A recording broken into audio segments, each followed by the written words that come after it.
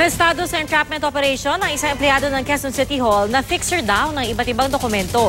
Illegal na nga ang gawain, peke pa ang kanyang mga ini-issue.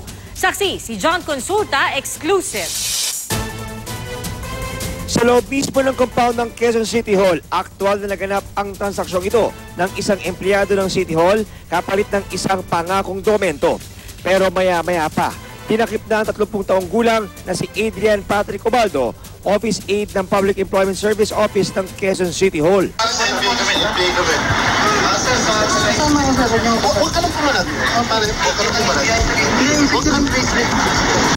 Undercover agent pala ng NBI ang kausap niya at ang inabot sa kanyang pera, mark money. Ayon sa NBI NCR, si Ubaldo ay fixer o taga-ayos ng mga dokumento tulad ng license to own at permit to carry firearms. 25,000 pesos ang singil nito sa mga kliyente. Pero ang mga dokumento, peke pala lahat. Pag sila naman nahuli, using this and possessing this, they will be charged for falsification of public documents under the Manansala Doctrine. Tumanggi magbigay ng pahayag si Ubaldo. His mother is the chief of the administrative division of Quezon City.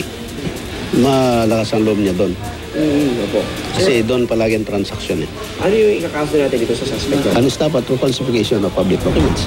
Target niya ng NBI na matunton ang iba pa mga posibleng naging biktima ng modus ng suspect at maaresto ang nasa likod ng paggawa ng mga peking dokumentong ito. Ako si John Consulta, ang inyong saksi.